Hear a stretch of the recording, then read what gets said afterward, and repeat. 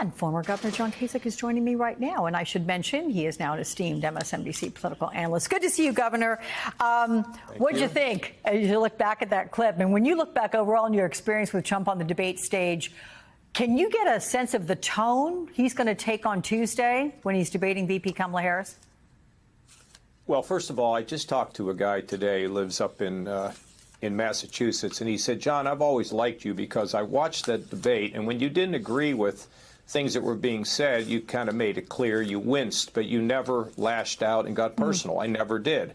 And I think, Trump was a phenomenon at the time. The media promoted him by putting him on all the time. It was just a moment in time. And when I look back on it, thank goodness I didn't get personal, because getting personal doesn't make any sense. What do I think he's going to do?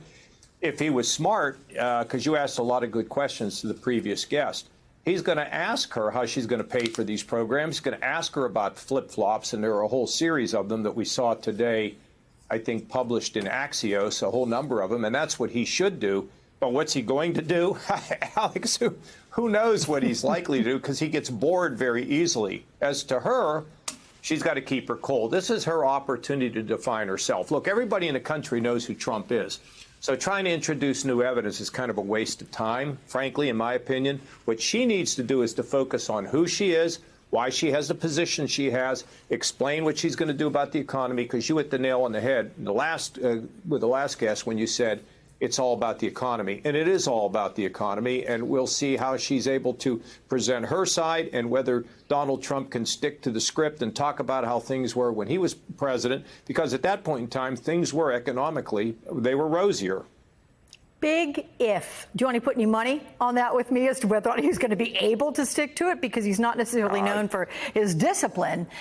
So to your point, you don't think that Kamala Harris should, I'll just say, get down in the gutter, right? If he starts going really low and attacking, and you did not either. And you're right. You maintain a level of respect and dignity and all that.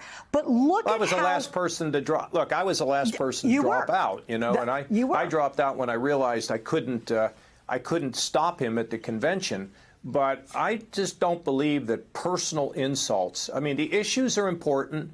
Wild suggestions need to be corrected, but getting into name calling, I just don't think it works, and I don't think she's going to do that. There's no way she's going to do that. But does it uniquely work for Donald Trump? He always does it, and look where he is. Yeah, but look, he lost for re-election. Okay, so let's look where he is. He has a ceiling. There's no question about it. And if the campaign was a personality versus ideology, and if the focus was on personality, he's going to lose. But I think what he has to do is to make sure that the campaign is not based on personality, but rather on issues and ideology. And if I were him, I'd say, you kind of change your position on the border, you change your position on taxes, you change your position on fracking, you change your position on these things. What the heck's that all about? Who is the real person? That's legitimate. Her response has got to be, like she tried to say, she hasn't changed her values. She just has more experience, and she changed some of her positions. This is critical for her to be able to show people that she is capable of being president of the United States. She has the strength. She has the vision. That's what she has to do. Yeah, I think you're 100% right. Let's move to the new analysis from Politico, which suggests that if Republicans want to win, they need Trump to lose the election big time. Is that what you're hearing? Do Republicans, and I'm not talking about Trumpians here, I'm talking about legit Republicans of old, if they exist. Do they want Trump to lose so that they can reclaim their party? And what exactly would be the calculation? How would that work? Can the party of old be resurrected? I don't think that they're going to have a lot of people who are going to root for somebody to lose. What they're going to root for is getting back to the roots of what it means to be a Republican. Government is a last resort, not a first resort. Low taxes, but also with low debt. I don't think Trump believes in the low debt stuff. You can see what's happened with him on debt. We also believe in fair trade and free trade. That doesn't mean, anything goes, but basically you're for trade between countries. On immigration, reasonable immigration, lawful immigration, but not no immigration. But look, at the same time, when you think about the Democratic Party, and you think about the changes that Harris is talking about, she's walking away from the hard left with what she's saying. So neither party is kind of like a box of chocolates with everything figured out. They're all trying to grope for, for what the future is going to be.